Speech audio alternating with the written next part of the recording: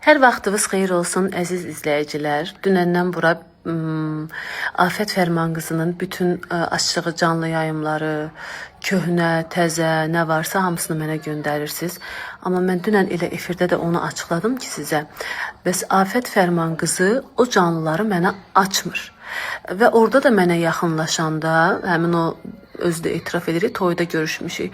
Orada yaxınlaşanda mən onu soruşdum ki, Afət, siz mənə mi deyirsiniz? O uşaqlarla bağlı o söyüşdü, ölü söyürsüz, diri söyürsüz. Yəni bunları söydüyünüz halda mənlə niyə barışmaq istəyirsiniz? Necə barışmaq istəyirsiniz? Dedi ki, o söyüşlərin, o canlıların sənə heç bir aidiyyatı yoxdur. Hətta bir məndən düşmənçilik yaparan, məndən protiv olan bir sənət yoldaşımın adını çəkdi. Dedi ona aiddir. Rusiyada sevgilisi var, odur budur.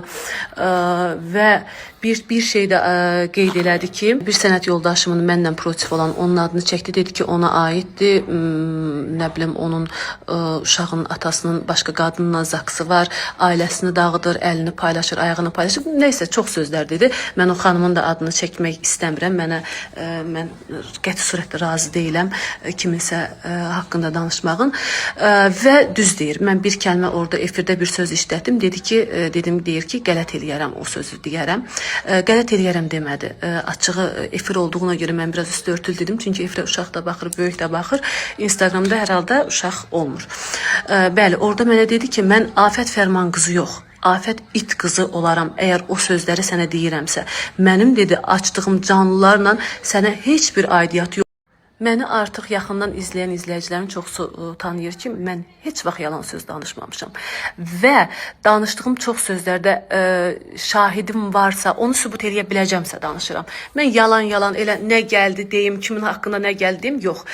Bu mövzuda da mən Mikanı şahid gətirdim və Saadət xanım var. Onu şahid gətirdim. Hansı ki, Mika mənim yanımda bir zamanlar işləyib, hal-hazırda işləmir. İşdən çıxmış bir adamdır. Mən onu yalan şahid gətirə bilmərəm. Çünki anında çıxar deyər ki, niyə yalan danışsın, niyə mənim adımdan istifadə edirsən.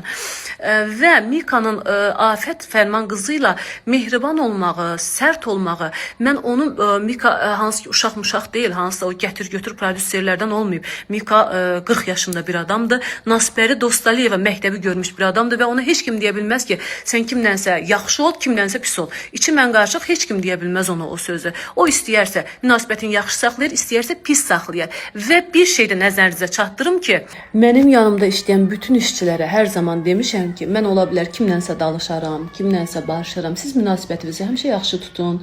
Heç vaxt pisliyə çıxmayın. Sizin çünki işiniz bu camiadan keçir. Bugün mənlə işləyirlər, sabah başqası ilə işləyə bilərlər. Ona görə mən kimisə niyə düşmən eləyim ki? Ola bilər işbirliyimiz bitər. Necə ki Mika ilə bitib də hal-hazırda. Və qaldı Qranadın o qaranlıq otağından. Həmin restoran Qranat oldu. Moskvada yerləşir. Orada olanlar hamısı bilir ki, oranın qaranlıq otağı deyə bir şey yoxdur. Oranın çox gözəl müğənnilər üçün hazırlanmış otağı var.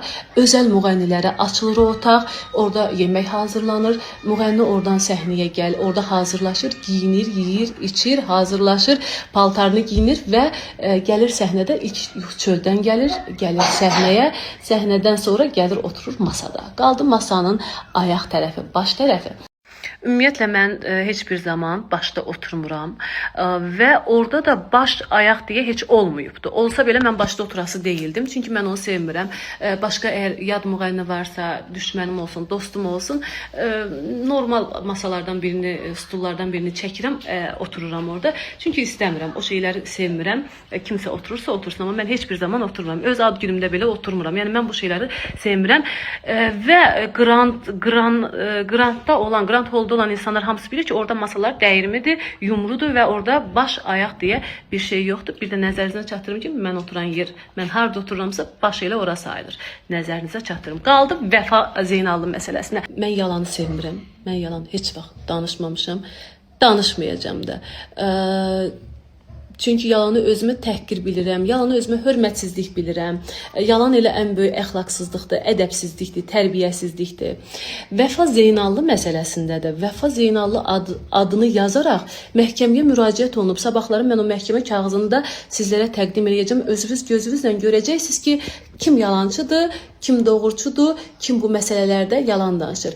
Və bir daha qeyd edirəm, bəli, bir kəlmə onu da yalan danışmadım. Sadəcə olaraq mədəni şəkildə dedim. Afət Fərman qızı mənə deməmişdi ki, qələt edirəm. Demişdi ki, mən Afət Fərman qızı yox, Afət it qızı olaram. Əgər Vəfa sənə mən canlıda bir kəlmə bir söz demişəmsə, dedim mənim səndən davam yalnız mahnı davası olubdu. O da bağlandı, bitdi. Bu davalarımın sənə heç bir aidiyyatı yoxdur.